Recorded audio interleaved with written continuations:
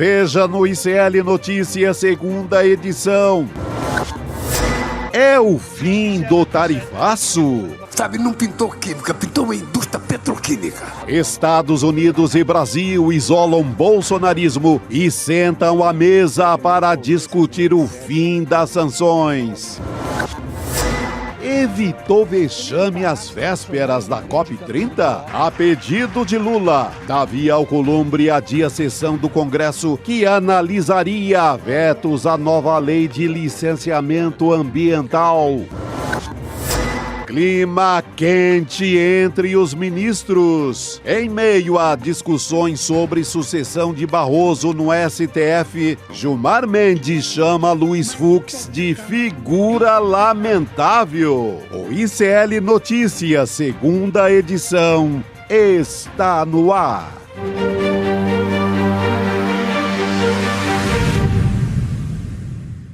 Olá, boa tarde. Seja bem-vindo, seja bem-vinda. O ICL Notícias, segunda edição, está começando. Estamos ao vivo nos canais do Instituto Conhecimento Liberta, Eduardo Moreira, também no canal da Voz Trabalhadora pelo YouTube.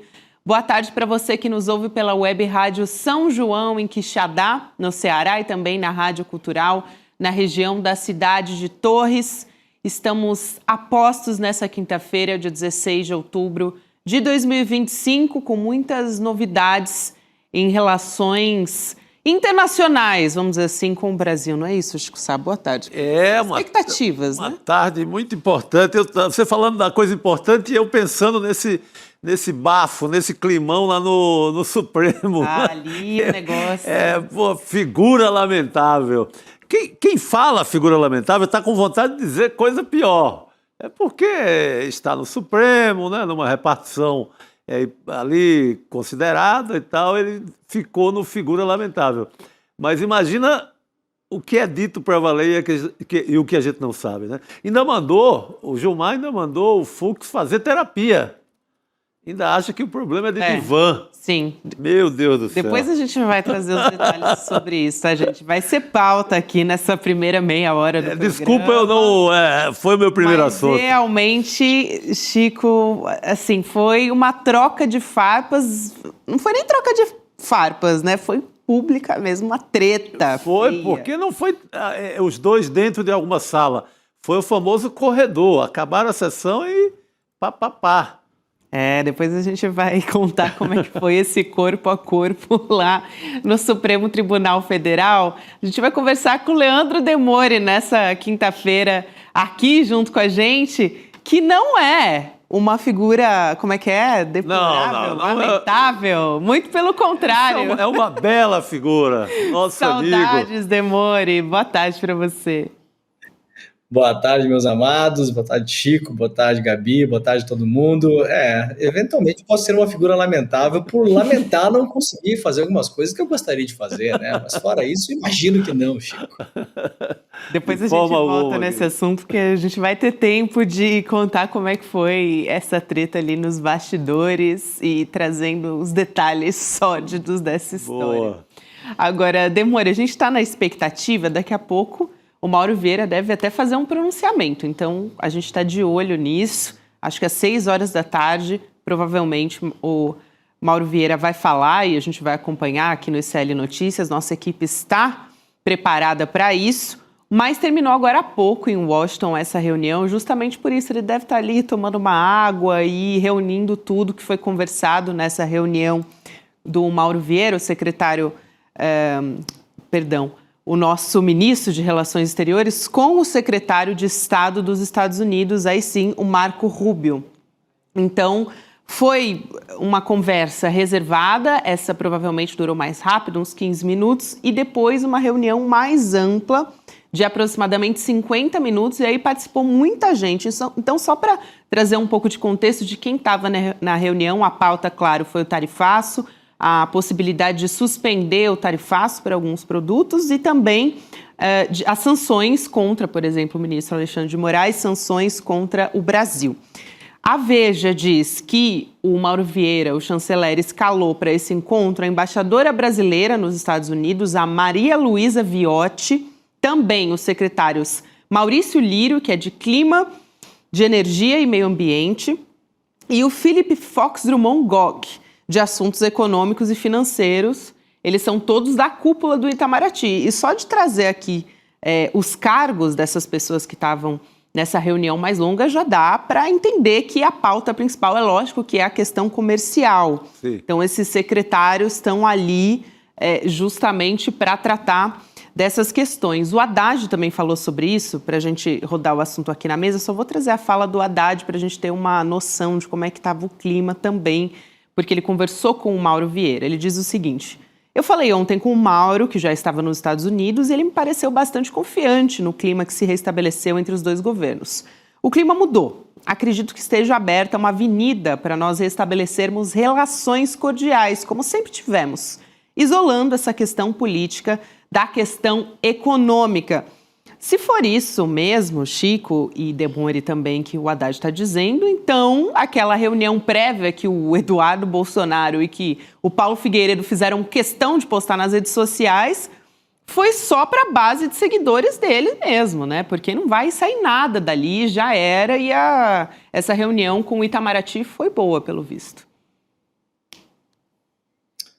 Gabi, a gente vem acompanhando nas últimas semanas uma espécie de esfriamento dessa pauta de interesse dos Bolsonaro na Casa Branca, né? Eu só quero fazer uma recordação aqui.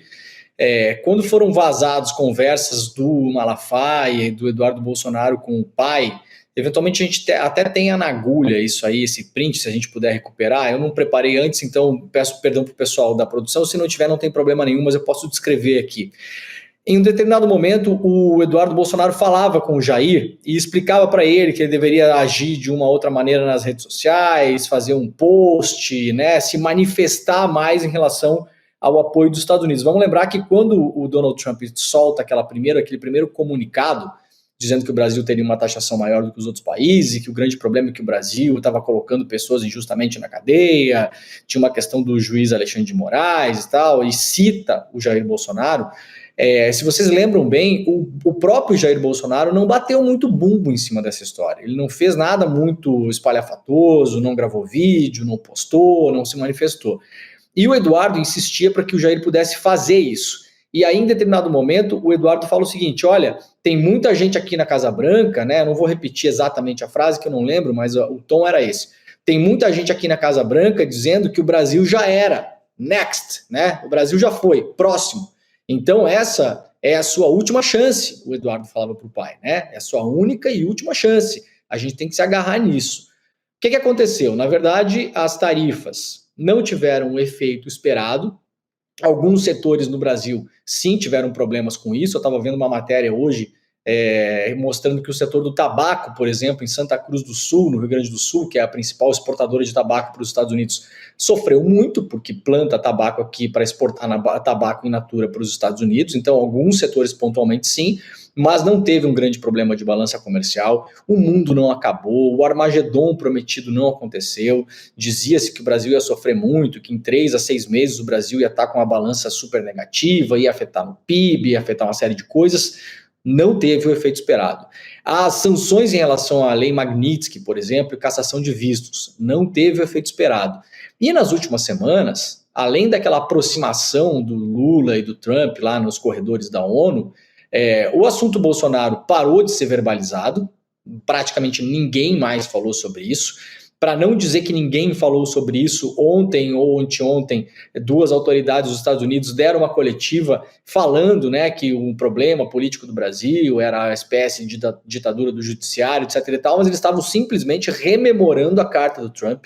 Eles não estavam fazendo novos tipos de ameaça, claramente não era a linha de negociação do governo. E aí, Gabi, 2 coisas importantes para a gente ficar de olho. Primeiro, notem que os alvos, os Estados Unidos começaram a atirar mais para baixo, próximo do solo.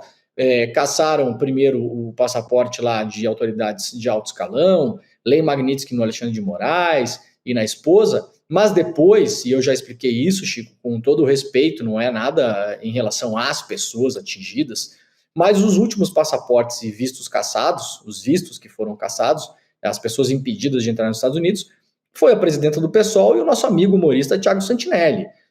Claro que pode causar um problema para eles, mas eu digo assim, não há de causar um problema para o Brasil se o Thiago Santinelli, nosso querido amigo comediante, não puder contar piadas em Nova York, né? Isso, digamos assim, não tem um impacto na diplomacia brasileira. Então, os Estados Unidos começam a atirar mais para baixo, quase como que obrigatoriamente dando uma resposta para os bolsonaristas: olha, a gente está ainda se movendo, a gente atingiu o Thiago Santinelli, né? Tava todo mundo esperando atingir a Gleisi, o Lindbergh, o Lula. Isso parou de acontecer. Essas ameaças, elas arrefeceram. E outra coisa importante, o perfil das pessoas escaladas hoje para essa reunião, 2 delas denotam o encaminhamento da conversa.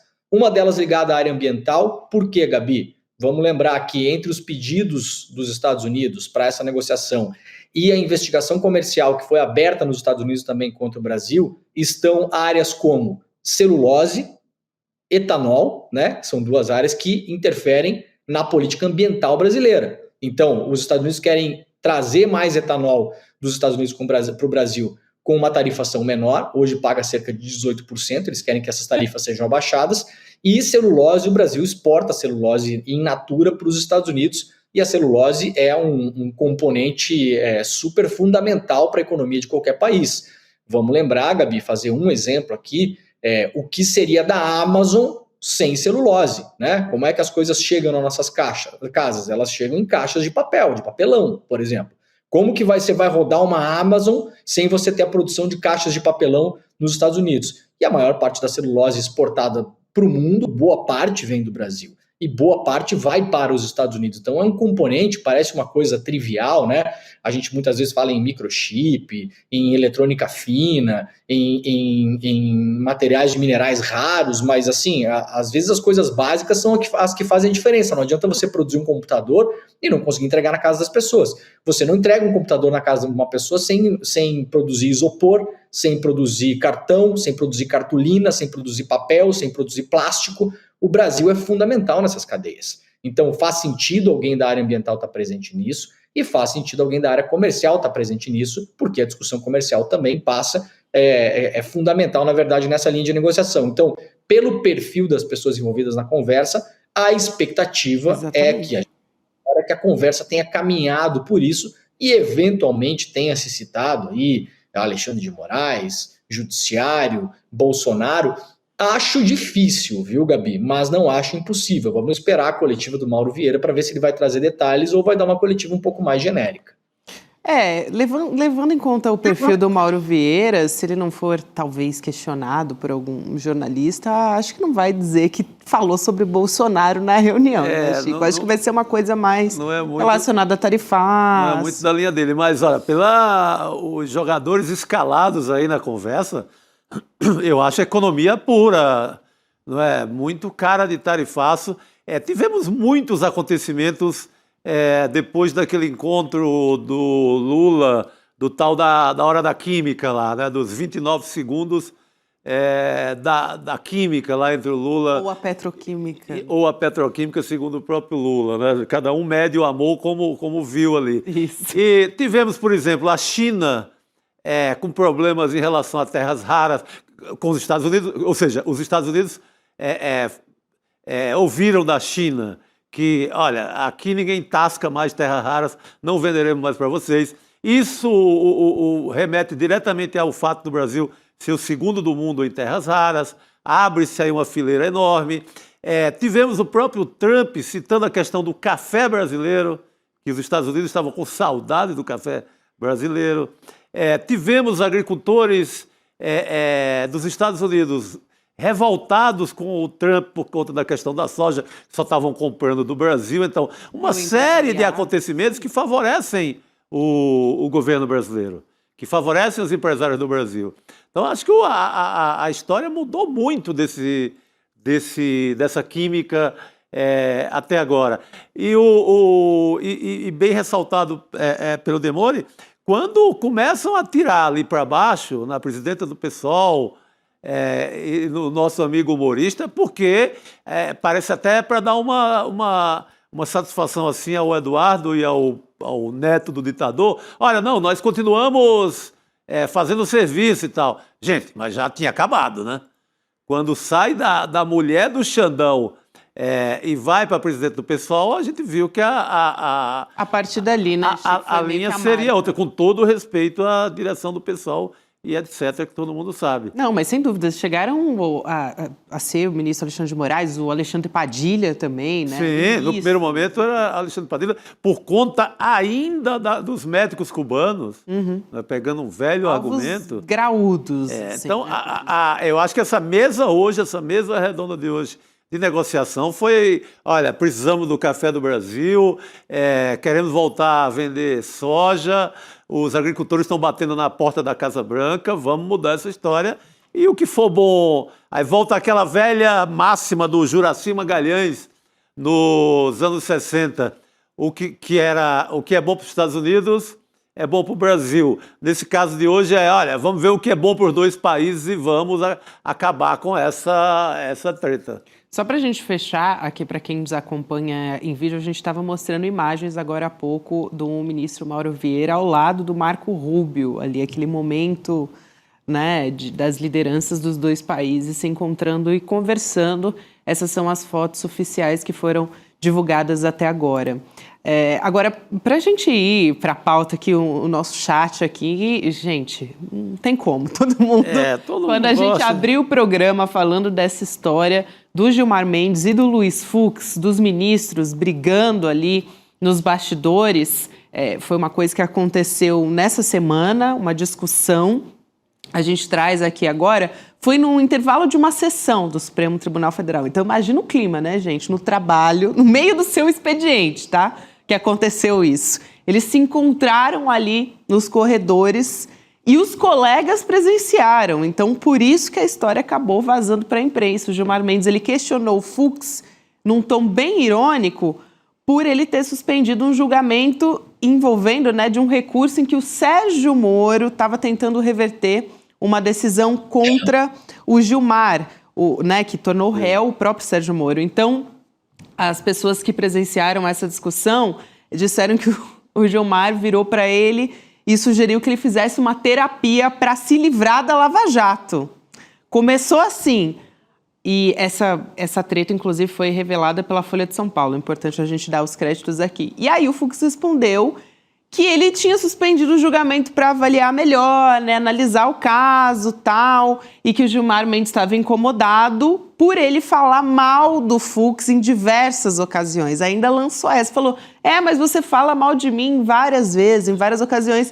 E aí o Gilmar ainda falou para ele, é verdade, eu falo mal mesmo de você, publicamente, por ser uma figura lamentável. Meu Deus do céu. Ele chamou o Fux de figura lamentável e ainda disse, falo mal mesmo de você publicamente.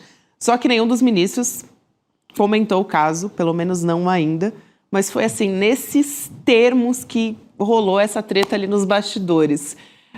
O clima, assim, realmente dá para servir uma torta de climão toda ali, né, no STF, Demore.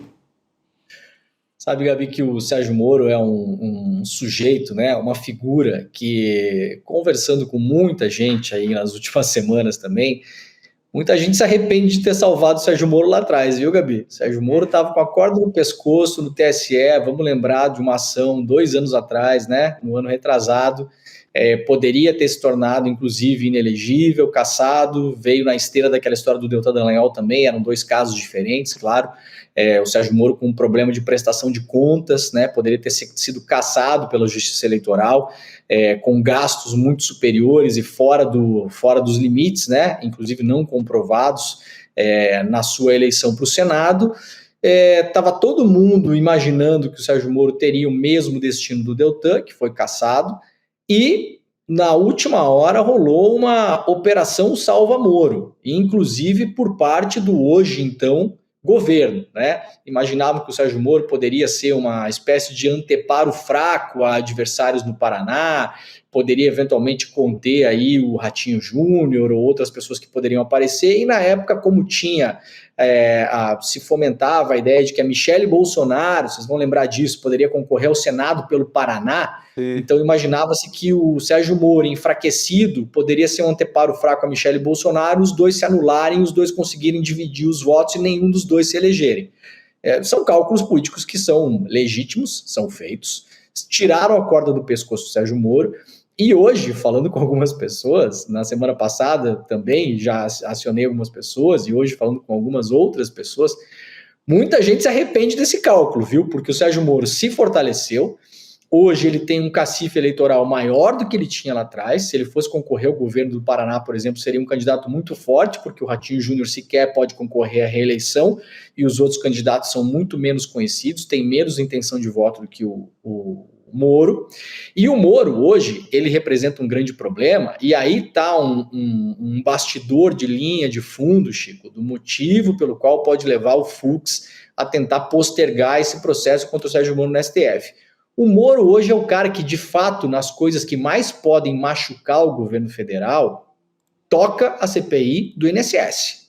Vamos lembrar, o Moro é membro da CPI do INSS, ele tem feito uma série de requerimentos.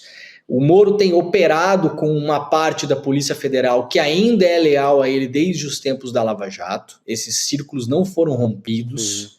E essa parte da Polícia Federal vem municiando o Moro. Isso aqui é uma apuração já que eu já trouxe na semana retrasada. Essa parte da Polícia Federal vem municiando o Moro para que o Moro possa usar essa munição na CPI. Coisas que eventualmente essa parte da Polícia Federal não consegue tocar investigações adiante, ou tem indícios muito fracos para pedir para o Ministério Público quebras de sigilo, para acionar a justiça, né?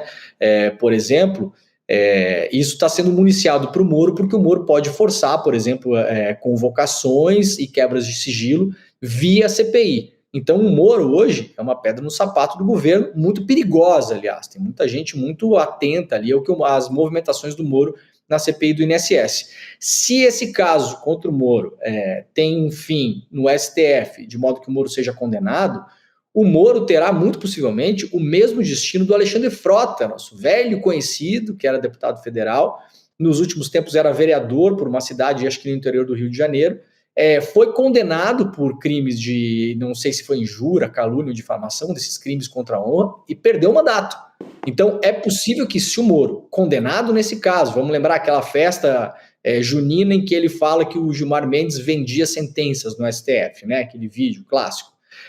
Se o Moro for condenado no STF por isso, encaminha-se, eventualmente, uma cassação do Sérgio Moro, senador, e uma eventual inelegibilidade no Moro. Vamos lembrar que o Moro foi eleito na última eleição, o Moro tem 8 anos de mandato, então na próxima eleição o Moro não precisa nem sequer concorrer, ele vai continuar lá no Senado, né? Então, o Fux se joga na frente do trem, né? Pede vista.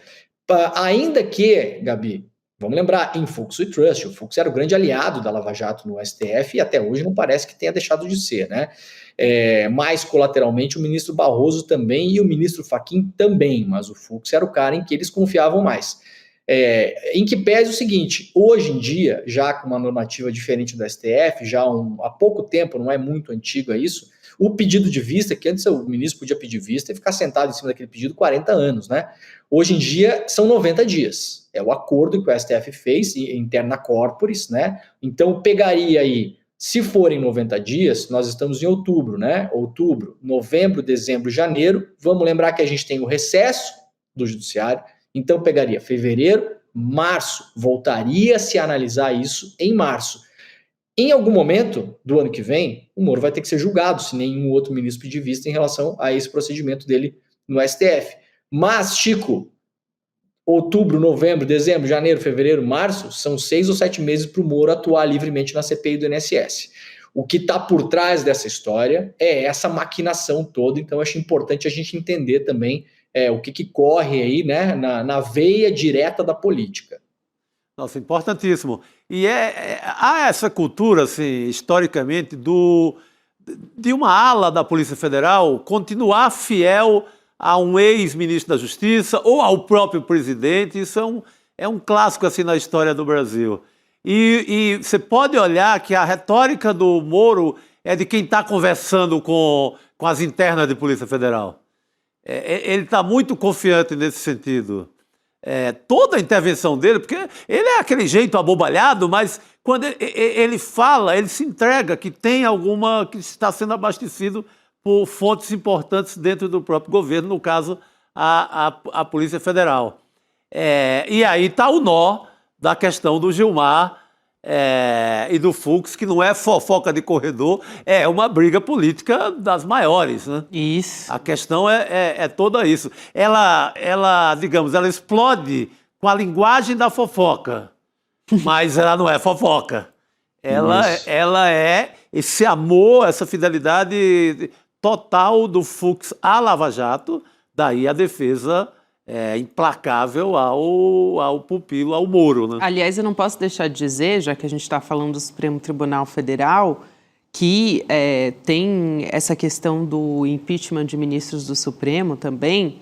Até vou trazer aqui os detalhes da história, porque os parlamentares ali da extrema-direita e da oposição, eles apresentaram 2 pedidos de impeachment contra ministros do STF, isso de novo, né? Flávio Dino e Alexandre de Moraes são os alvos. Inclusive, segundo um levantamento que a CNN fez, esse é o pedido de número 41 contra o Alexandre de Moraes, mesmo assim é absurdo, né? E Flávio Dino é o 7º. Então, assim, muita coisa. E aí, para tentar antever um cenário de maioria bolsonarista, eventualmente depois das eleições no Senado, o STF está tentando já pensar em endurecer as regras para não acontecer um impeachment do Supremo. Então, tem 2 ações sobre esse tema de relatoria do Gilmar Mendes e eles estão tentando articular isso. Uma é para que só o Procurador-Geral da República possa oferecer uma denúncia, né, tenha legitimidade para oferecer uma denúncia, e a outra é para ter a aprovação de 2/3 dos senadores. Hoje é só maioria simples, então é mais fácil de conseguir isso. Então eles já estão vislumbrando um cenário de que talvez tenha maioria bolsonarista de senadores, e isso é muito perigoso. O professor Castro Rocha, que daqui a pouco chega aqui, também adianta muito isso para a gente, fala sobre os perigos disso já faz tempo, né? O grande ataque, Gabi, é o judiciário, né? A direita se coloca como antissistema, e a personificação do sistema é o judiciário, em uma medida mais restrita o STF, e em uma medida personalista o Alexandre de Moraes, né? O Flávio Dino colateralmente, mas o Alexandre de Moraes é o sistema, ele é a personificação do sistema, a personificação do tirano, né? Sempre que você faz essa disputa retórica para você fazer algum tipo de revolução ou qualquer coisa, ou insurgência armada, ou golpe de Estado, você precisa da figura do tirano, né? Essa é uma questão estética da política, isso aí não é de hoje, né? Isso aí é de muito tempo. E o Alexandre de Moraes personifica isso. Então, a gente pode imaginar que na eleição do ano que vem, mesmo que o Lula seja reeleito, se for ele o candidato, há um risco muito grande de o Senado ser tomado pelo centrão /direita /extrema-direita. Esse ano, eu estava conversando, ano passado, foi esse ano, no começo do ano, no primeiro trimestre, eu estava conversando com o senador Jacques Wagner, que está há muito tempo na política, né, já ocupou vários cargos legislativos e executivos, e perguntei para ele sobre a questão do Senado, né, falei, olha, como é que está o Senado? Parece que é uma casa um pouco ainda mais republicana, entre aspas, né, onde as discussões têm ainda um certo nível. Ele falou, olha, realmente, né, também por sermos em número menor do que na Câmara são 500 pessoas se degladiando, né, no Senado são 70 e poucos, né, então assim, é mais fácil, já tem gente que está há muito tempo ali, nós conhecemos as relações, a maneira de conversar um com o outro, que os interesses de todo mundo ali também, a coisa já é mais ou menos acomodada. Mas o cálculo que ele fez é um cálculo muito interessante, Gabi, que a gente vai poder contabilizar isso a partir do momento em que as alianças eleitorais regionais do ano que vem estiverem dispostas. O Jacques Wagner falou o seguinte, pela experiência que ele tem, os governadores têm a tendência a conseguir eleger os senadores, né? A população acaba fazendo um link direto entre essas duas figuras na hora da eleição. Então, o que ele quis dizer com isso? Se você tem um governador de um determinado campo político, tem uma tendência que os candidatos daquele governador ou daquela aliança ou daquele partido sejam eleitos para o Senado. E aí, qual que é a avaliação dele? Hoje, a maioria dos governadores do Brasil passam longe de ser de esquerda, né? A maioria dos governadores do Brasil, vamos começar do sul para o norte, Rio Grande do Sul, Eduardo Leite, que é um cara de centro-direita, teve muito mais posições, inclusive, próximas do Bolsonaro do que do Lula, criticou muito mais o Lula do que criticou o Bolsonaro nos últimos anos. Tá saindo o Eduardo Leite, mas a disputa lá vai ser forte dentro da direita mesmo. O Zucco é o principal candidato que aparece lá, que hoje é o deputado federal, onde o Bolsonaro faz reuniões no apartamento do Zucco em Brasília. Então tem uma chance grande que, se o Zucco levantar a candidatura para o governo do estado, consiga arrastar senadores. Santa Catarina, bolsonarista. Jorginho Melo, quem são os candidatos de Santa Catarina? Que se fala, né? A mim, que se bolsonarizou mais do que o Bolsonaro nos últimos tempos. Carluxo, Caroline Detone, né? Eventualmente João Rodrigues, que é o prefeito de Chapecó, bolsonarista, eleito com quase 80% de votos. Então, dali não vai sair coisa melhor. Quem já são os senadores do Rio Grande do Sul? Hamilton Mourão, senador de direita, de extrema-direita. Quem é o senador de Santa Catarina? Jorge Saif. Então, se você tem mais o Saif, imagina um caso em que no Sul você tem Mourão e mais um eleito pelo Zucco. Aí em Santa Catarina você tem Saif, que já está eleito e vai continuar lá. Carol Detone e Carluxo ou Amin. Você já faz 5 ali. No Paraná, você já tem o Moro pela extrema-direita. Se você tiver ali uma concorrência ali de senadores e colocar mais um, você já está falando em 7, 8. Você partiu de 3 estados, Chico, com 7, 8 senadores. Não, é muita vantagem. Aí você pega Rio de Janeiro. Você vai. A chance de ser senador de direita é grande. São Paulo, a chance de ser senador de direita é grande. Total. Minas Gerais, de direita, é grande também. Sim. Mato Grosso do Sul, Roraima. Então, assim, a perspectiva, mesmo que o Senado no ano que vem não seja totalmente assim de extrema direita, é assim, Chico, é chocolate 70% para cima, entendeu? 80%, eu diria, viu? Olha, vai estar na mão do Nordeste ali, de novo, mas com 9 estados, nem ali só de garantido é Ceará, Pernambuco e Bahia. O resto também é um Deus, assim, não é certeza. Para o Senado não é. O Sergipe não é, Alagoas não é. Alagoas teríamos ali o Renan, que seria favorável, ali é o campo progressista. O Lira não sei se vai, mas se for esse cara da presidência da CPI do INSS, é mais um de extrema-direita ou de direita. Então, não, o desenho é inferno de Dante no Senado. Bom, ainda tem tempo da gente se preparar, né? Antes disso.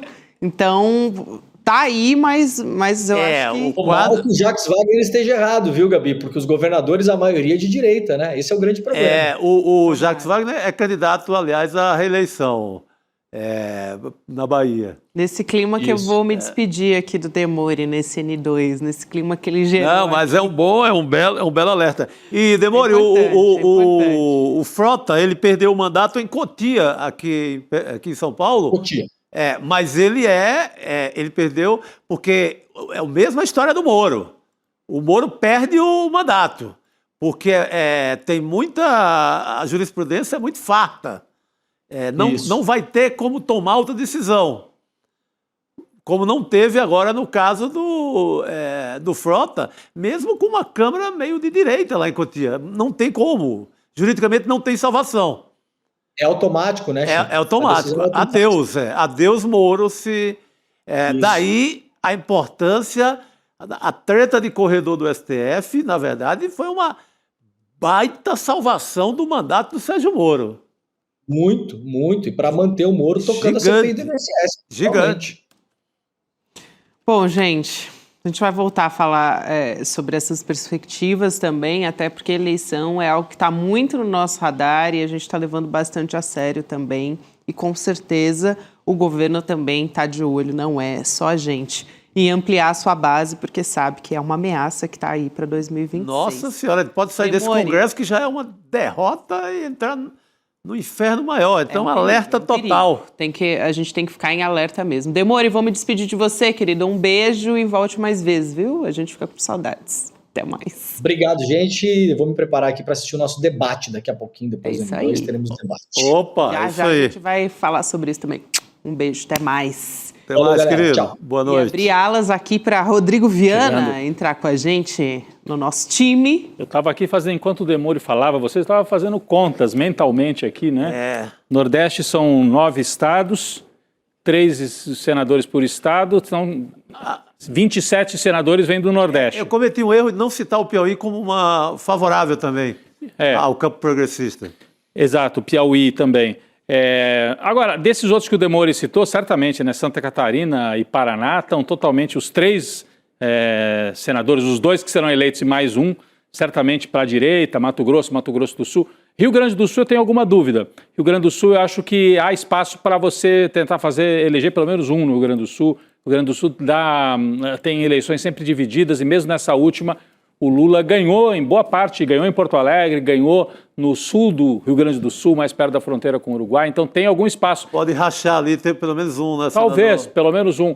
Agora, não é fácil, por isso que está se tentando fazer uma chapa completamente unificada no Rio Grande do Sul, com Paulo Pimenta, Manuela Dávila, que deve se filiar, saiu do PCdoB, pode se filiar ao PSOL ou ao PSB para ser candidata a senadora, Paulo Pimenta também. Enfim, uma tentativa. O Rio Grande do Sul pode trazer um nome aí fora da direita, pelo menos um.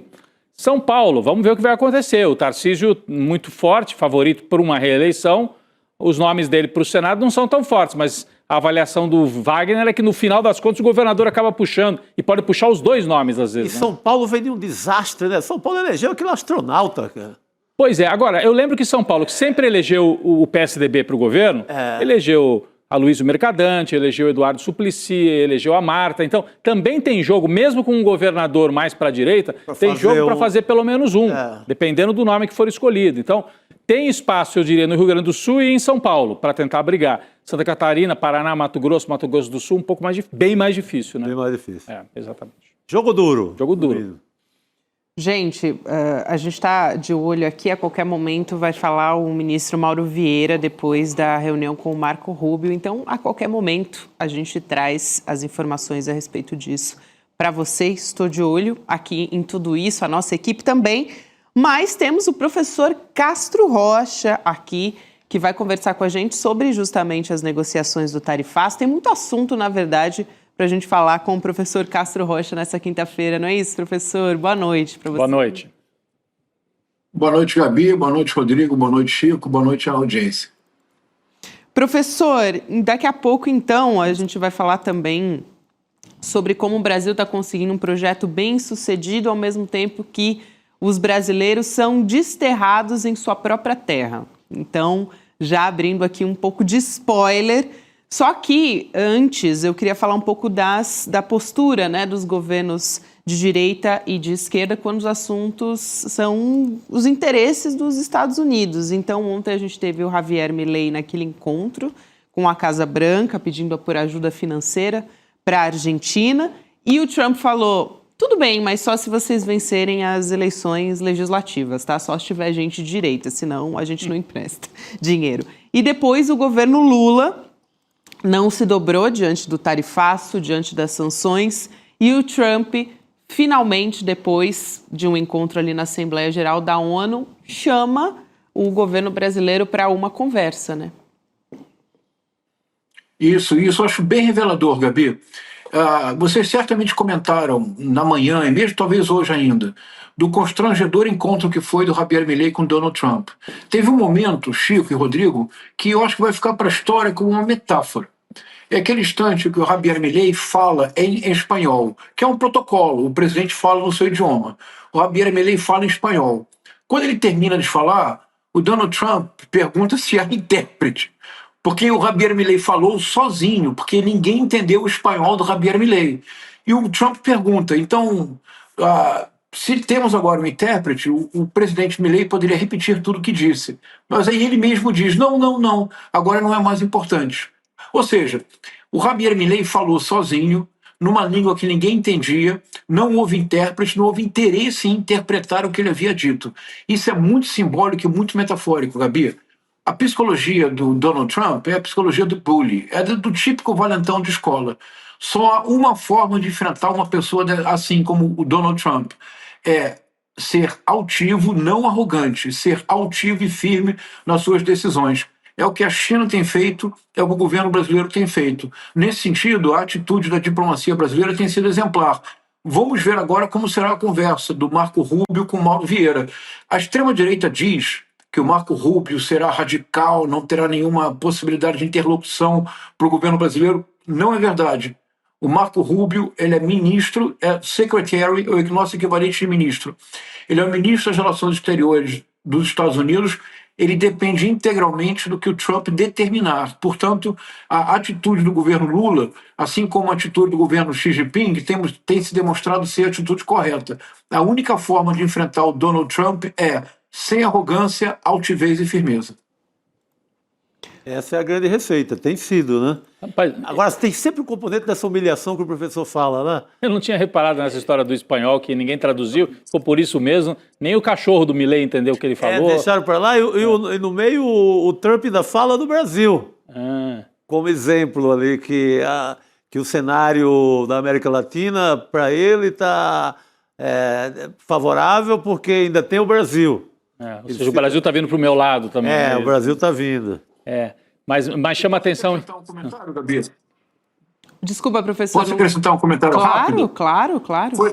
Quando ele disse para o Milei que, na verdade, tudo depende da vitória do Milei nas eleições, isso, de alguma maneira, tem ressonância no Brasil. Porque, veja, o que o Paulo Figueiredo Filho e o Eduardo Bolsonaro prometeram é que as retaliações contra o STF fariam com que o ministro Alexandre de Moraes recuasse, ou que a Suprema Corte tirasse o apoio ao ministro Alexandre de Moraes e levaria as pessoas às ruas pelo apoio que o Trump estaria dando.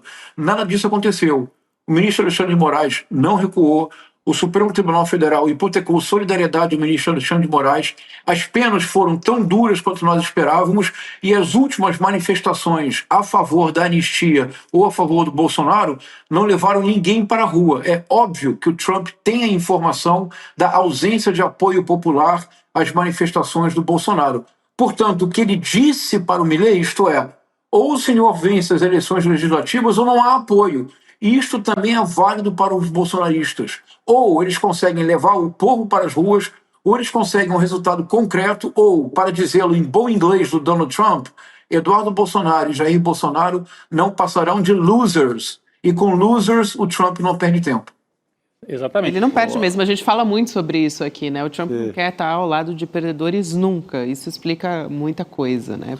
E também o fato de cada movimento desse que o Trump faz, ele acaba favorecendo o lado contrário, né? Aqui no Brasil isso ficou muito claro. Ele fez o que fez, o tarifaço, várias declarações e tudo, e o Lula aproveitou, não foi só isso, mas o Lula aproveitou esse embate para sair das cordas e ir para um momento um pouco melhor do governo. E na Argentina, eu estou acompanhando um pouco o noticiário, porque a gente vai ter eleições agora parlamentares no fim do mês. A avaliação, inclusive em jornais conservadores, no Clarín e no La Nación, é a mesma, de que essa fala do Trump, quase que fazendo uma chantagem, ou vocês votam no Milei, porque ele está chantageando o Milei, mas está chantageando o próprio povo argentino. Sim, ele está condicionando... Isso. Então, ou vocês votam no Milei, ou a Argentina quebra. É o que ele está dizendo para os argentinos. Né? É claro que uma parte acaba ficando com medo e vota por causa disso. Mas eu acho que ele acaba acirrando ainda mais um pedaço ali que nem é tão peronista, ou nem é tão assim da esquerda, mas fica, mas que história é essa? É igual aqui no Brasil. Muita gente que, mas peraí, também vamos apoiar essa gente aí que está com o bonezinho do Trump, pegou mal, inclusive, para o Tarcísio, né? Então, tem essa leitura também, que o movimento do Trump, por ser muito exagerado, né, e por falar muito para o público interno dele, para a direita latina lá para dentro, a hora que ele ataca o Lula, a hora que ataca o peronismo argentino, ele está falando para o público interno dele lá nos Estados Unidos. Mas, nos países... Na Argentina, no Brasil, acaba tendo efeito, às vezes, contrário. O Canadá foi o primeiro exemplo disso. Exatamente, o Canadá. Exatamente, a Austrália. Né? Então, acaba sendo um movimento esquisito, porque ele precisa fazer para conversar com o eleitorado dele, mas o objetivo final acaba sendo o contrário do que ele gostaria. Né? Exatamente. Isso. É porque, em última instância, Rodrigo, a extrema-direita é muito exitosa em produzir ruído. Mas quando se trata da tarefa administrativa, do cotidiano, do dia a dia, a extrema-direita tem mostrado, a extrema-direita do tipo de Donald Trump e Jair Messias Bolsonaro, que é uma extrema-direita tuiteira, do ponto de vista prático, os resultados têm sido desastrosos.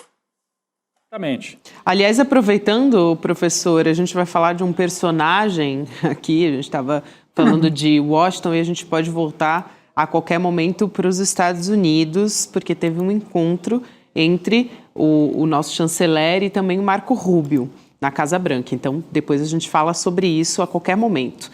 Mas, olhando aqui para o Brasil, mais especificamente para Cuiabá, no Mato Grosso, tem uma espécie de vexame acontecendo ali, que é o prefeito, o Abílio Brunini, que, aliás, era muito conhecido nos corredores do Congresso Nacional por ficar atrapalhando o assunto sério, né? Votação de projeto, CPI, enfim.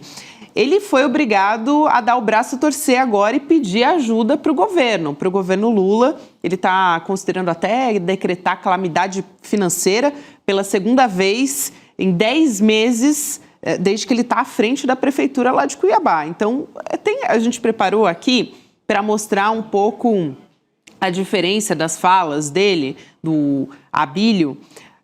Isso no intervalo de um mês, tá, gente? Então a gente está vendo aqui na tela, mas para quem me ouve, o Abílio Brunini disse no dia 18 de setembro de 2025, o município de Cuiabá, enquanto eu estiver na frente da prefeitura, não se senta com o pessoal da esquerda, porque a gente não gosta de sentar com mentiroso. Isso foi dia 18 de setembro. No dia 9 de outubro, não deu nem um mês, na verdade, ele disse o seguinte, semana passada, então. Quanto ao governo federal, nós temos diversas pessoas articulando para buscar projetos e tudo mais. Nós protocolamos pedidos do novo PAC em todos os processos. Foram liberadas 4 creches para nós, mas nós protocolamos mais de 40 projetos e os outros não foram aprovados. Essa foi a diferença de menos de um mês na fala do Abílio Brunini, que antes se dizia que não se senta com mentiroso de jeito nenhum. Agora, também, gente, não ter diálogo com o governo federal, né, como prefeito da extrema-direita. O cara quer ser prefeito, quer governar para toda a cidade e não quer conversar com nenhuma autoridade de governo federal porque é de esquerda, é a prova, né, a prova inconteste da incompetência da extrema-direita na hora de governar. O próprio guru dele, o Bolsonaro, esteve em Cuiabá com ele durante a campanha eleitoral, e um repórter pediu para o Bolsonaro listar as obras, os benefícios que ele fez para a cidade de Cuiabá. O Bolsonaro olha para um lado, olha para o outro, tenta ver se tem alguém que possa salvá-lo. Não tinha nenhuma obra, nenhum serviço levado para Cuiabá. É a mesma história do deputado, agora prefeito, segue a mesma coisa, é a incapacidade total de gerir, de construir obra. O que o Bolsonaro fez no Brasil inteiro? Uma ponte de madeira lá perto da Colômbia. Que caiu, né? Que caiu. 0,7% na Paraíba do projeto de transposição, 0,07% e nada mais. Não tem obra para mostrar. Não tem obra, não tem vacina, não tem nada. Mas professor Castro Rocha, Gabi, Chico, me lembra muito também o próprio Milei, né? Sim. Essa história. Porque, boa. É a melhor comparação. Porque o Milei, quando foi eleito, uma das coisas que ele dizia, não vou nem conversar com o Lula, porque com socialista eu não converso. Não vou... E aí houve uma crise energética na Argentina, e ele precisou de energia no inverno, né? Porque eles dependem muito da calefação em várias cidades, inclusive em Buenos Aires, e faltou energia. E aí, de onde veio a energia? Do Brasil. E aí ligou para o Lula e o Brasil falou, claro, vamos vender para a Argentina na emergência, depois para não deixar os argentinos passando frio lá sem a calefação. Então, é muito diferente você fazer agitação na rede social e você governar. Essa geração dos TikTokers, né, que está aí na Câmara, está atrapalhando muito, está fazendo muito. Agora, como é que é na hora de governar? Talvez alguns até aprendam. Não quer dizer que um ou outro não pode depois virar aí e fazer uma administração razoável, perceber que não é só o TikTok. Tem o tal do prefeito de Sorocaba, né, que é cotado até para candidato a governador. Ele é um TikToker, mas esse aí tenta governar também. Ele faz as duas coisas. Mas esse Abílio Brunini, já dava para perceber, né, professor Castro Rocha, pelo que ele fazia na Câmara, vídeos lamentáveis. É um Nicolas, é o mesmo estilo do Nicolas, só que é lá em Cuiabá. É isso. Olha, Rodrigo, no meu último livro eu propus um conceito que para algumas pessoas pareceu radical. Eu propus o conceito de terrorismo legislativo. Quando eu propus o conceito, eu pensei no Abílio Brunini. Se vocês se recordarem, o que fazia o Abílio Brunini como deputado? Ele não apresentou um único projeto para o Mato Grosso. O que ele fazia? Nada, né? Ele ia nas comissões e impedia o trabalho das comissões. E Gabi, se você lembrar, ele era um homem volumoso, ele era particularmente agressivo com as mulheres, especialmente as mulheres trans, como a deputada Érica Hilton e a deputada Duda Salabert, que são duas deputadas que fazem um trabalho maravilhoso. Há cenas do Abílio Brunini em que ele literalmente projetava o corpo em cima da deputada federal Érica Hilton, da deputada federal Duda Salabert, para impedir que elas falassem. Então, eu propus o conceito de terrorismo legislativo com a seguinte ideia. Ele lança a mão sistematicamente da violência simbólica para impedir que o parlamento funcione, para impedir que haja diálogo. Ele ia nas comissões com a única finalidade de não permitir que os trabalhos fossem feitos. Isto é um tipo de parlamentar cuja finalidade é desmoralizar a Câmara Federal. Com que objetivo? Obter likes, de modo a lacrar para obter likes e ter lucro. Lucro, tanto monetizar quanto lucro político. Ele se tornou prefeito de Cuiabá. Há dois casos, Chico, Rodrigo e Gabi, que eu acho que nós precisamos explorar mais do ponto de vista reflexivo. O Abílio Brunini como um paroxismo, como um exemplo máximo, mas o governador Tarcísio de Freitas. Em ambos os casos, o que de fato ocorre é uma grande capacidade de produzir ruído nas redes sociais por parte do governador Tarcísio de Freitas, é uma extraordinária blindagem da mídia corporativa, mas se você vai ver efetivamente realizações, é desastre. Por exemplo, o Abílio Brunini conseguiu em 10 meses ter 2 decretos de calamidade financeira, é um recorde absoluto. Veja, o Rio de Janeiro teve um político de enorme correção, de grande honestidade, um quadro muito importante, o Roberto Saturnino Braga. Vocês se recordam que quando ele foi prefeito do Rio de Janeiro, ele foi obrigado a decretar falência do Rio de Janeiro? Você se recorda disso, Chico Rodrigo? Sim. A carreira do Saturnino Braga, a carreira política, acabou. Porque, com muita honestidade, ele decretou falência. Mas ele era o prefeito, ele decretou no final do mandato. Não há como você desligar a decretação da falência do Estado de um nível qualquer de incompetência administrativa. E o Roberto Saturnino Braga era um grande quadro, um homem de grande valor. O Abílio Brunini acabou em 10 meses fazer decreto de calamidade financeira 2 vezes, afirmar que não procura a esquerda porque a esquerda é mentirosa, depois pedir apoio. Quer dizer, isso é muito claro. Esse tipo de político de extrema-direita, eles são ótimos para fazer campanha, porque quando fazem campanha, eles não estão no poder.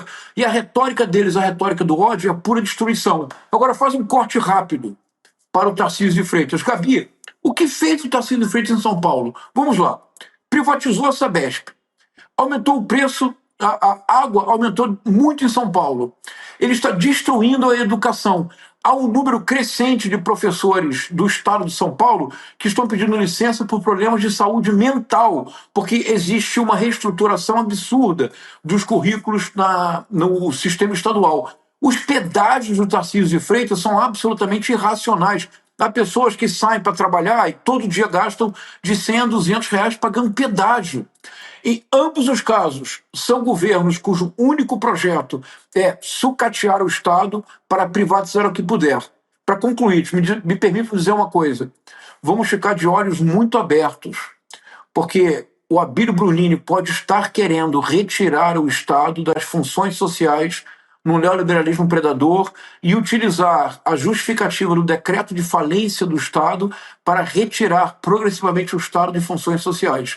Nesse sentido, se isso acontecer, ele estará rompendo com um critério básico de responsabilidade fiscal, que é o mínimo necessário para educação, saúde e cultura. Se isso acontecer, o Abílio Brunini deve sofrer impeachment antes de terminar o mandato. Porque para pessoas como Abílio Brunini, só há uma solução, é o judiciário.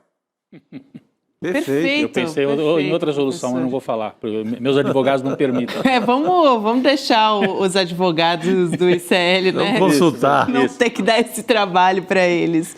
Rodrigo, olha, atualizando aqui, eu prometi que traria informações sobre o pronunciamento do nosso ministro das Relações Exteriores, o Mauro Vieira. Ele teve esse encontro, então, lá com o secretário de Estado dos Estados Unidos, o Marco Rubio, e ele disse que o encontro entre Lula e Trump vai acontecer. A apuração da Ana Flor da Globo News é que deve acontecer em novembro, então seria só no mês que vem, mas isso é uma apuração dela. Agora, nessa reunião, também, segundo uma apuração dela, não teve uma conversa tão aprofundada, por enquanto, sobre temas específicos, tá? Só que já ficou acertado que os dois países vão levar os seus interesses para a mesa de negociações. Então, foi uma primeira aproximação. O Rubio, segundo disseram também, foi cordial com o Mauro Vieira, com a delegação brasileira, então isso é um bom sinal. Foi essa reunião que foi de 15 minutos, por isso que não deu para aprofundar tanto, né, gente? 15 minutos é realmente uma primeira aproximação. E seguindo um pouco ali a fala do presidente Lula, uma coisa que o Mauro Vieira falou é que foi uma química boa também. Então, depois da química boa entre o Trump e o Lula, agora parece que a química também que foi boa foi entre o Rubio e o Mauro Vieira também. E principalmente o tema foi o tarifaço. A gente já imaginava que realmente seria isso, né? Os 50% de tarifas contra uma série de produtos brasileiros. Então, nenhum anúncio específico sai dessa reunião, né, Gabi? Depois da fala, da entrevista do Mauro Vieira pós-reunião, né? Isso, exatamente, Rodrigo. Então, foi uma conversa produtiva, com química, foi essa a sinalização ali, a primeira coisa que deve acontecer também, o encontro presencial entre Trump e Lula. Aí em novembro foi a Ana Flor que disse, mas logo, logo isso deve acontecer. Normalmente qualquer anúncio importante é feito pelo próprio Trump. O governo é muito centrado, é ele e ninguém mais. Não ia ser o Rubio. Não ia ser o Rubio que... Uma primeira aproximação. Ia dizer alguma coisa. Não, mesmo que já tenha dito, vamos, imediatamente vamos suspender isso, mas aí só o Trump fala. Eu acho que não sai de mais ninguém. De qualquer forma, preparou para novembro. É isso. Então, seguimos aqui, professor, porque eu não quero, claro, deixar de falar sobre literatura. É o momento mais esperado aqui. Essa é a hora e a vez. Rocha, né? Hoje ele vai citar um trecho do livro Raízes do Brasil, Sérgio Buarque de Holanda, de 1936. Então, a gente coloca aqui na nossa tela os trechos, professor. Posso continuar lendo aqui ou o senhor prefere citar um de cada vez? Como é que a gente vai? O senhor que manda aqui para a gente tocar o barco. O primeiro, por favor, leia o primeiro, eu faço um comentário breve e você lê o segundo. Combinado, professor. Você que manda, professor. Vamos lá. Então vamos lá, Raízes do Brasil, em 1936. Todo estudo compreensivo da sociedade brasileira há de destacar o fato verdadeiramente fundamental de constituirmos o único esforço bem-sucedido em larga escala, de transplantação da cultura europeia para uma zona de clima tropical e subtropical, sobre território que, povoado com a mesma densidade da Bélgica, chegaria a comportar um número de habitantes igual ao da população atual do globo. Vivemos uma experiência sem símile. Professor, esse é o primeiro trecho, né? Gabi, eu estou muito feliz, sabia? Porque o que nós estamos fazendo agora é algo histórico. O que você acabou de ler, Gabi, ninguém lê hoje no Brasil. Sabe por quê? Porque você acabou de ler, Gabi, o parágrafo de abertura da primeira edição de Raízes do Brasil, em 1936. Uma honra. Na edição definitiva, lançada em 1967, o Sérgio Buarque de Holanda suprimiu tudo o que você acabou de ler, Gabi. Todas as pessoas que leem Raízes do Brasil nunca leram o que você acabou de ler, Gabi. A importância disto para a nossa reflexão é enorme. Porque, veja, não pode haver dúvida. Rodrigo, Chico, vejam, não pode haver dúvidas. O Sérgio Buarque de Holanda está dizendo que no período colonial no Brasil, nós constituímos o único esforço bem-sucedido na história da transplantação da cultura europeia para uma zona tropical ou subtropical. E ele diz, vivemos uma experiência sem símile na história da humanidade, Gabi. O Sérgio Buarque de Holanda está dizendo, depois ele retirou tudo isso que você leu, Gabi. Ninguém nunca mais leu, porque ele retirou do livro na edição definitiva. E nós só temos do livro uma lembrança, que é o que você vai ler agora, Gabi. Depois eu vou juntar as duas pontas. Mas não é empolgante, pessoal? Muito, Gabi, você está lendo para o Brasil algo que ninguém nunca mais leu. Nossa, muito bom, professor. Agora. Tá bom, agora fiquei ansiosa. Vamos continuar, então, a leitura, professor. Agora é a sequência, Gabi. Sequência de Raízes do Brasil, então. trazendo de países distantes nossas formas de vida, nossas instituições, nossa visão de mundo e timbrando em manter tudo isso em ambiente muitas vezes desfavorável e hostil, somos ainda uns desterrados em nossa terra. Isso é muito forte, né, professor? Essa fala final. Vamos lá então, Gabi. Essa fala final é o que todos leem hoje em dia. Porque na edição definitiva, o Sérgio Buarque de Holanda suprimiu toda aquela primeira parte que você leu, toda, Gabi. Gabi, você está lendo algo que desde 1936 ninguém conhece. Ele suprimiu aquela parte toda. Aí foi o grande erro do Sérgio Buarque de Holanda, porque veja, nesse parágrafo de abertura havia um paradoxo. O paradoxo era, o Brasil era o único esforço bem-sucedido de transplantação da cultura europeia para uma zona tropical ou subtropical. E teríamos vivido uma experiência sensível na história. Por quê? Porque teríamos sido o único esforço bem-sucedido. No entanto, Gabi, na sequência do parágrafo surge a frase que sempre recordamos, porque esta frase o Sérgio Buarque de Holanda não suprimiu na edição definitiva. A frase é que somos desterrados na própria terra. Surge um paradoxo. Esse paradoxo o Sérgio Buarque de Holanda abandonou. Infelizmente, nós precisamos recuperá-lo, porque se radicalizarmos o paradoxo do Sérgio Buarque de Holanda, nós entendemos o Brasil inteiro. É porque como é que se pode ser ao mesmo tempo bem-sucedido e desterrado? Vitorioso e fracassado? Triunfante e derrotado. É isso que ele está dizendo na primeira edição de Raízes do Brasil. O paradoxo é óbvio, não é, Gabi? Sim, sim, sim. Aí ele recua na edição definitiva. Ele não poderia ter recuado. Sabe por quê, Gabi? Porque o Brasil inteiro cabe na frase, no paradoxo do Sérgio Buarque de Holanda. Se nós conseguimos radicalizá-lo, nós mudamos esse país. Assim, veja. O Brasil é um país bem-sucedido? Como assim? Claro que o Brasil é muito bem-sucedido e nós devemos ter orgulho disto. Veja, em 1930, o Brasil era um país monocultor, exportava café. Em 1930, Gabi, o país não tinha universidade. De 1930 a 1980, nenhum país no Ocidente cresceu com uma taxa média de crescimento do PIB como o Brasil. Entre 1930 e 1980, o crescimento brasileiro só tem paralelo no crescimento contemporâneo da China. E chegamos no ponto áureo do segundo governo Lula, a 6ª economia do mundo. Hoje somos a 8ª economia do mundo. Temos que nos orgulhar. Hoje o Brasil, que em 1930 não tinha universidade, hoje o Brasil tem o mais sólido sistema universitário da América Latina. Não há nenhum país latino-americano que tenha um sistema universitário tão sólido quanto o brasileiro. Veja, eu viajo para a Universidade de Nápoles.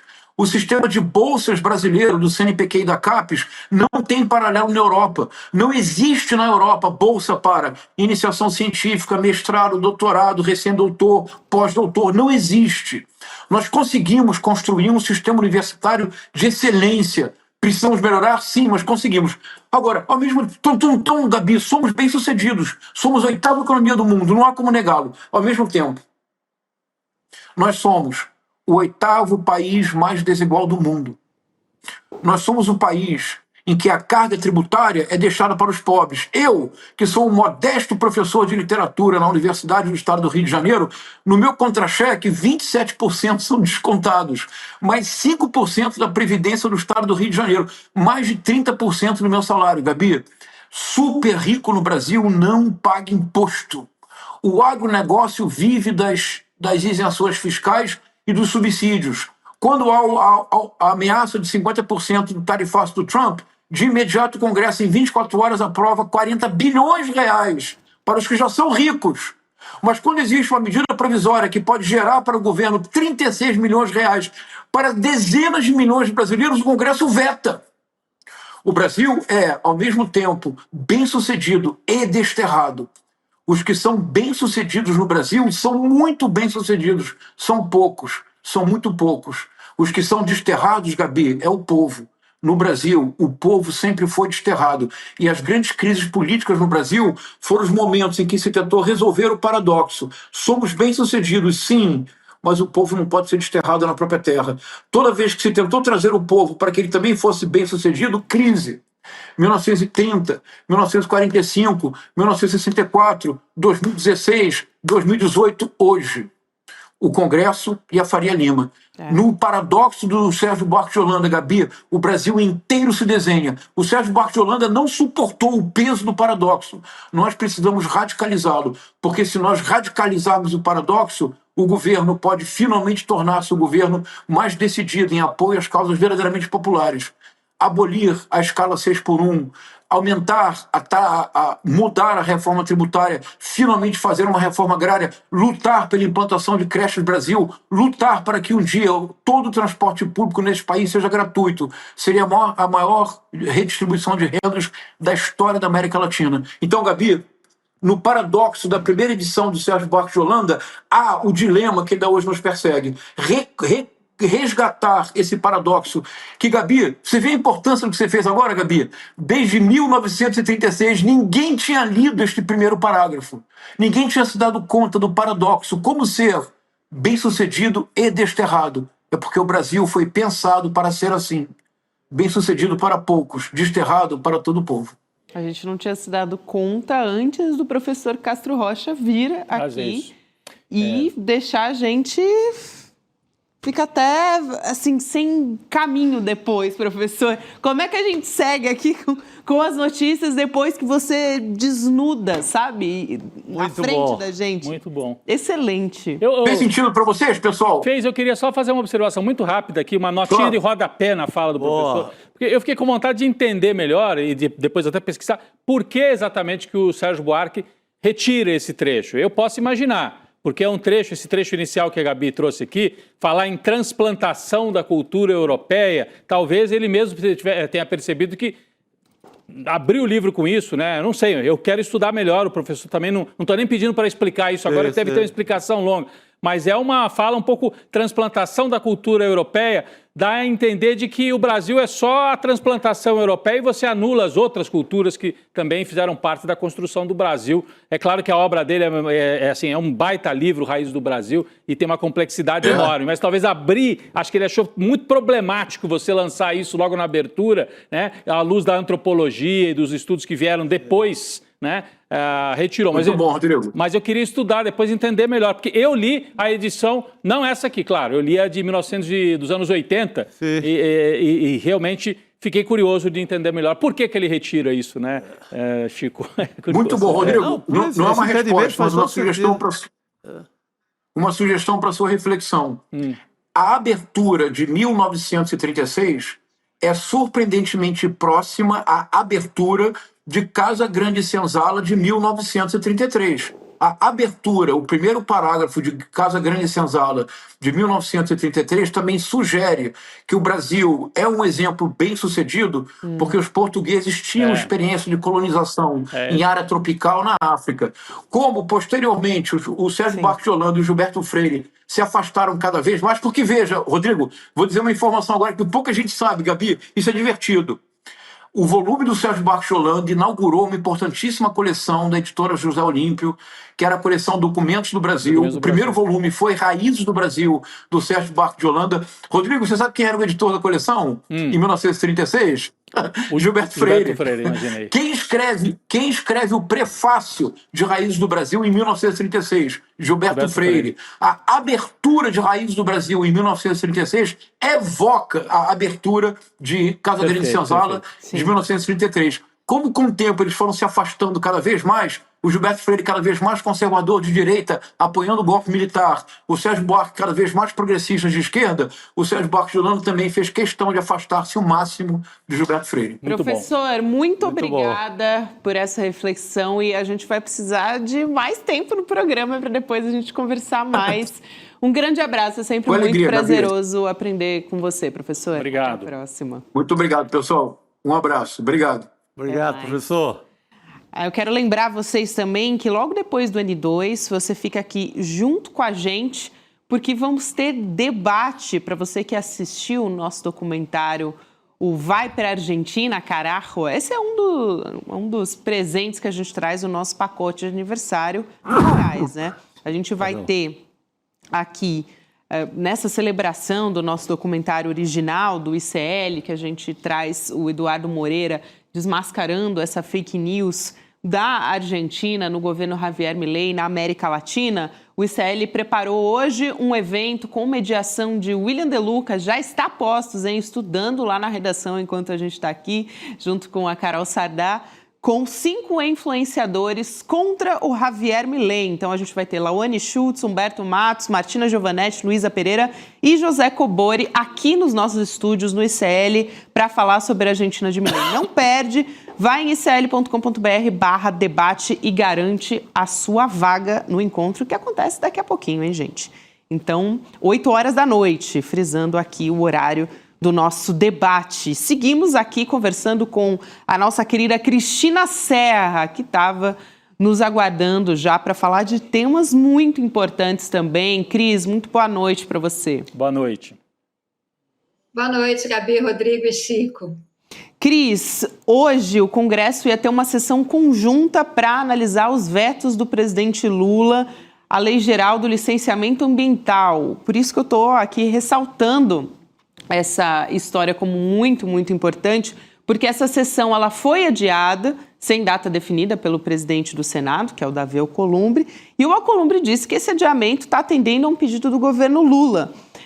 Além desses vetos também da Lei do Licenciamento Ambiental, essa sessão ia incluir análise do projeto da Lei de Diretrizes Orçamentárias de 2026, que é um termômetro muito importante sobre esse pente fino que aconteceu no Centrão essa semana, né, Cris? Então, o governo Lula acabou evitando a derrubada desses vetos. Não só a COP está chegando, isso é importante, mas também essa semana a gente teve esse pente fino no Centrão, né? Gabi, lá, isso aí é resultado de muita negociação, né? Eu imagino. Na verdade, o Congresso, o Alcolumbre, tinha pautado a votação dos vetos do presidente Lula. Aqueles 63 vetos, né, que ele tinha criado com a base do da devastação. A gente falou várias vezes. A gente teve uma interrupçãozinha na internet, na conexão da Cristina Serra. Já ela volta para conversar com a gente, mas ela estava explicando que não é por acaso que essas decisões vieram, que é justamente muita negociação que veio por esse caminho. Agora, essa história, né, a gente estava falando aqui dos vetos e da sessão também incluindo a análise do projeto da LDO de 2026, esse texto ainda não passou pela comissão mista de orçamento, também a pedido do governo, então eles estão avaliando ajustes antes de enviar para o plenário. O governo Lula ganhou um tempo com esse adiamento, né? O Alcolumbre se apresentou totalmente como, olha aí, Lula, estou fazendo aqui um trabalho para você, porque se fosse a votação, podia ser que alguns dos vetos do Lula caíssem. Ah, sim, era provável. Né? Porque o Lula tinha vetado, acho que mais de 60 dos dispositivos aprovados nesse PL. A Cris vai explicar melhor quando ela retornar. Mas entre eles, por exemplo, o projeto do licenciamento ambiental, que era um liberou geral assim para a devastação, PL da devastação, permitia que cada estado tivesse a sua própria legislação, entre outros temas. O Lula tinha vetado e agora podia ser que, se fosse a votação hoje, caísse esses vetos e voltasse para aquele formato anterior. Não é isso, Cris? A gente estava tentando adiantar aqui, entender mesmo o que você estava explicando para a gente. Exatamente, esse é o problema, né? Então, teve aquele PL da devastação horroroso, o Lula vetou, era um projeto horroroso, ele ficou um pouquinho menos horroroso e hoje, então, o Congresso iria votar esses vetos e tudo indicava que o governo iria perder. Seria uma derrota terrível, né, nesses dias de pré-COP, né, seria desmoralizante para o governo, né, chegar a receber a COP com a aprovação de uma lei tão terrível que praticamente acaba com o licenciamento ambiental no Brasil. Né? Eu sei que tem muita gente que vê, nesse caso, o copo meio cheio, meio vazio, por causa dos vetos. Eu considero que não. Os vetos, eles tentaram consertar ali, né, tapar ali alguns ralos, mas o projeto todo é muito ruim. Mas, enfim, por outro lado, o governo conseguiu o adiamento da votação dos vetos, mas o governo fez uma enorme concessão ao Davi Alcolumbre, enorme, porque ele aprovou por decreto, ele regulamentou por decreto uma nova instância decisória sobre esse tema, sobre esses assuntos, que se chama uma Câmara de Atividades e Empreendimentos Estratégicos. O governo aprovou isso ontem à noite, emitiu esse decreto ontem à noite. E o que vai fazer essa Câmara de Atividades e Empreendimentos Estratégicos? Ela será encarregada de propor ao presidente a definição de quais são as obras e as atividades econômicas estratégicas para o país. Gente, estratégico é um conceito muito vago, muito amplo, cabe tudo aí, né? É um super guarda-chuva que pode abrigar qualquer projeto de interesse de setores dos quais, por exemplo, o governo depende para aprovar a sua agenda no Congresso. Por exemplo, o projeto de grande interesse do Davi Alcolumbre, que é a margem equatorial, aprovar a exploração de petróleo na margem equatorial. Então, essa Câmara, que agora está regulamentada, ela fica sob a coordenação da Casa Civil do Palácio do Planalto, com a participação de vários ministérios e tudo mais. Então, assim, você cria uma nova instância político-administrativa, né, sujeita a enormes influências políticas, né? Todos aqueles setores que tiverem interesse em determinados projetos e que no Congresso têm votos importantes para que o governo aprove outros projetos, aprove a sua agenda, né? Todos esses setores, então, onde é que os lobbies vão atuar? Junto a essa Câmara. Então, a questão ambiental vira um objeto de negociação política. Com essa Câmara, você esvazia o papel dos órgãos, da estrutura administrativa do Estado brasileiro, que têm, enfim, a função de fazer o processo de licenciamento ambiental. É muito ruim, fruto, porém, dessa negociação política que envolve o Davi Alcolumbre, com todo o poder que ele tem de dirigir o Congresso Nacional.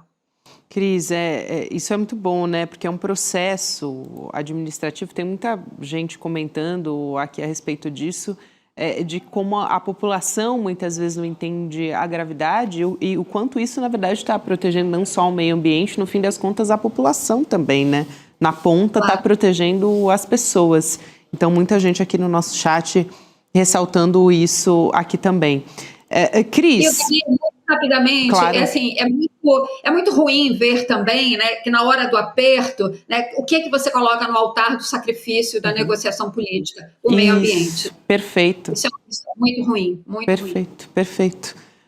Cris, aqui para a gente trazer uma outra pauta que não deixa de ser importante, que atingem 2 parlamentares bolsonaristas, a deputada federal Ana Paula Lima, que é do PT de Santa Catarina, protocolou hoje uma representação na PGR contra 2 bolsonaristas, né, deputados que também são catarinenses.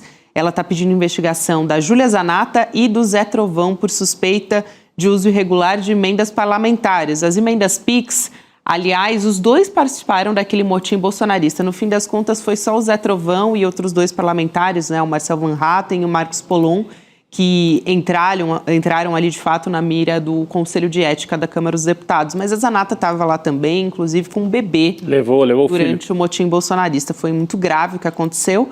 Mas essa ação, ela tem como base uma reportagem do nosso portal, do ICL Notícias, revelando indícios de fraudes em licitação, direcionamento de contratos e superfaturamento envolvendo essas prefeituras de Santa Catarina. Reportagem da nossa repórter Amanda Miranda, reforçando aqui. Então, tem esses 2 parlamentares estão sendo alvo de uma ação agora, especificamente sobre emendas PIX, né, Cris? Gabi, esses 2 parlamentares são, assim, a fina flor do pântano bolsonarista, né?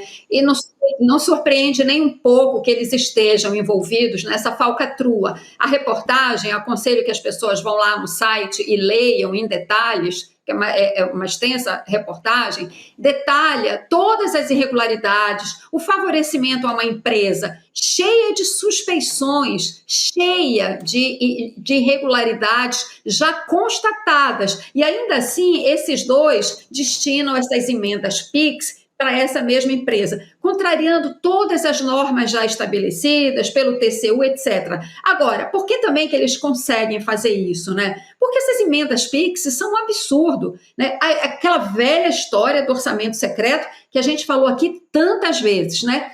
O Supremo Tribunal Federal tentou fechar uns ralos aqui e ali, ainda com a Rosa Weber, antes dela deixar o Supremo Tribunal Federal. Depois esse assunto passou para as mãos do Flávio Dino, ele também tenta ali fechar vários ralos, mas a verdade é que, assim, por mais que se tente fechar, essas emendas, as emendas parlamentares, de uma maneira geral, né, o Congresso se assenhoreou de tal forma do orçamento público, que por mais que você tente fechar um ralo aqui e ali, não consegue fechar tudo, né? E a verdade é que a aplicação de grande parte do orçamento público brasileiro, dinheiro nosso, né, é secreta, continua sendo secreta. Você não sabe aqui e ali por onde escapa, a não ser, claro, quando vem algum jornalista ou, claro, algum órgão de controle que faz uma investigação e detecta, aqui tem coisa errada, né?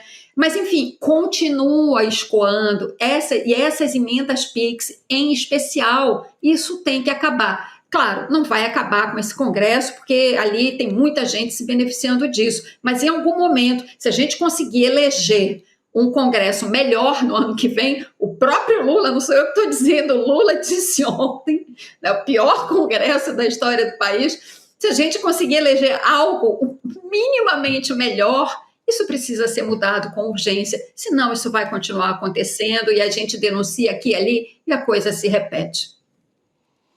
É isso, Cris. A gente vai continuar acompanhando essa história. Aliás, tem muitos casos lá em Santa Catarina que a Amanda tem feito a cobertura, né? A Amanda Miranda, prefeitos que foram presos e muitas apurações sobre corrupção. Então é algo para a gente continuar de olho. Aliás, a gente fez até um detalhe sobre isso, sobre como essas situações estão se repetindo em diversos municípios ali de Santa Catarina, recebendo um monte de verba em cidades muito, muito pequenas, né? Verbas muito maiores do que capitais. É uma captura do orçamento federal via deputados para, enfim, sem nenhum planejamento centralizado. Então, é a pulverização do orçamento, o que atrapalha a execução do próprio orçamento. Destrói a política dos ministérios, né? É isso. Porque você tem um governo federal que articula as políticas. Aí você joga na mão assim de cada um decidir, vai dinheiro para cá. Por que está indo para cá? Ah, sei lá, porque é a minha cidade onde eu quero ter 1000 votos para deputado no ano que vem. Então é isso, né? É assim que é feito. É exatamente isso, sem nenhuma lógica, sem nenhuma racionalidade, né, de onde o dinheiro deve ser aplicado. Agora, vocês imaginem, por essas e outras, Carluxo, né, Carlos Bolsonaro, quer sair, quer deixar de bem ser. lembrado. No Rio, que coincidência. Santa Catarina. Imagina o que vai passar de emenda na mão desse sujeito. Ixi, é mesmo. Boa, Cris. É importante levantar essa bola até para a gente ficar alerta, né? A gente já, aliás, fazer esse alerta quanto às vagas que vão ser ocupadas por senadores ou que vão tentar, né, esses senadores...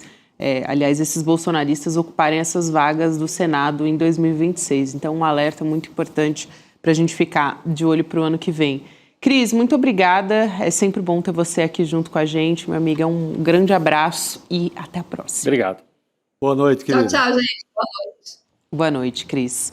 E a gente continua por aqui de olho no relógio, porque daqui a pouquinho a gente vai começar a nossa contagem regressiva, hein, para o nosso debate que temos ainda hoje, 8 horas da noite. Mas antes disso, ainda tem informação por aqui, queria trazer essa história do PGR, né, do Paulo Gonet, Procurador-Geral da República, pedindo para o Supremo a reabertura da investigação sobre uma suposta interferência do Jair Bolsonaro na Polícia Federal. Aliás, Sérgio Moro foi a pessoa que falou sobre isso. O único bom Saiu do governo atirando, né? O único bom serviço que o Sérgio Moro fez na vida, né? Pois é. Porque ele entregou o ex-patrão dele, o Bolsonaro. Ele disse que o Bolsonaro queria intervir na PF, né? Foi assim que ele saiu atirando do governo, eles ficaram sem se falar um tempão. Substituiu o delegado na Amazônia porque ele queria deixar correr solto aquele contrabando, garimpo, madeira. Aquele contrabando de madeiras do Ricardo Salles. Uhum. Isso é muito fácil provar, né? Porque você pega o Moro ali como testemunha, 2, 3 delegados que foram afastados, tá feita a cama do homem. E aí essa investigação ela tinha sido aberta em 2020. Como a gente falou, o Sérgio Moro pediu demissão, falou publicamente que o Bolsonaro estava tentando intervir na Polícia Federal politicamente. E aí o Gonê disse que, pelo depoimento do Sérgio Moro, essa reclamação do Bolsonaro era sobre a falta de acesso a relatórios de inteligência da Polícia Federal. Só que para trazer a fala exata do Procurador-Geral da República no pedido para o Supremo. É imprescindível, portanto, que se verifique com maior amplitude se efetivamente houve interferências ou tentativas de interferências nas investigações apontadas nos diálogos e no depoimento do ex-ministro, mediante o uso da estrutura do Estado e a obtenção clandestina de dados sensíveis. Isso é muito importante, né, Rodrigo e Chico, porque nessa condenação agora também do Supremo da trama golpista, a gente vê claramente também os tentáculos do Bolsonaro nas instituições, né? É isso, aqui tá claro e é preciso que se investigue. Ficou parada há muito tempo essa investigação e em boa hora a Procuradoria retoma. É mais uma para o Bolsonaro responder.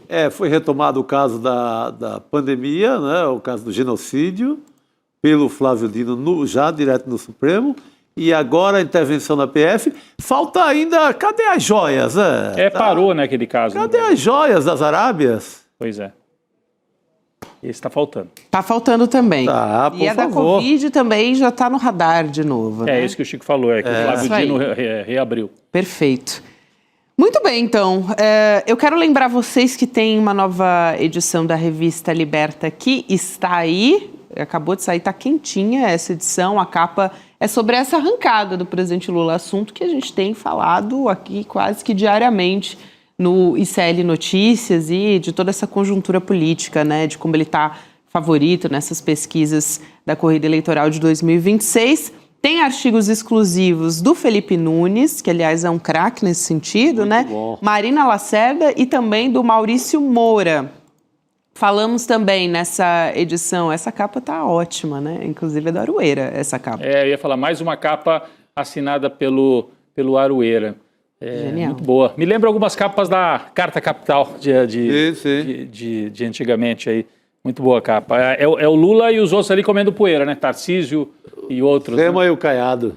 Muito também bom. Vamos falar de inteligência artificial. E aí tem as colunas semanais do Leandro Demore, o professor Castro Rocha, que estava aqui agora há pouco com a gente, que sempre traz reflexões muito únicas, né? De uma perspectiva, um olhar muito único.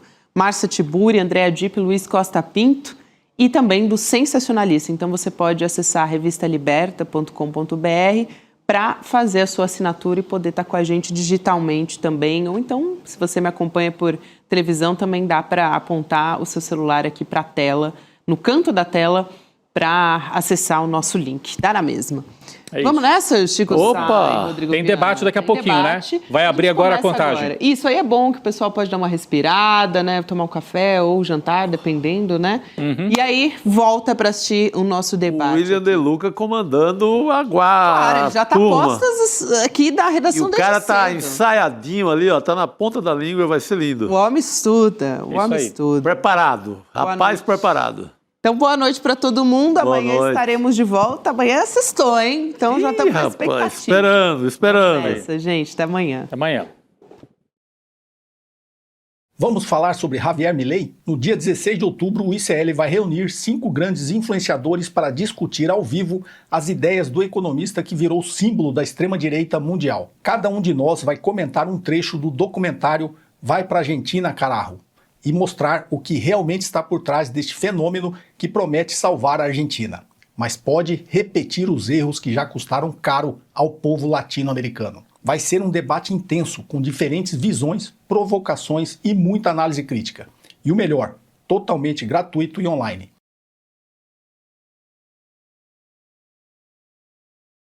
Todos os dias, as principais notícias do Brasil e do mundo direto no seu WhatsApp, com informação de qualidade e sem fake news. Escaneie agora o QR Code e entre para o canal do ICL Notícias. Informação que importa onde você estiver.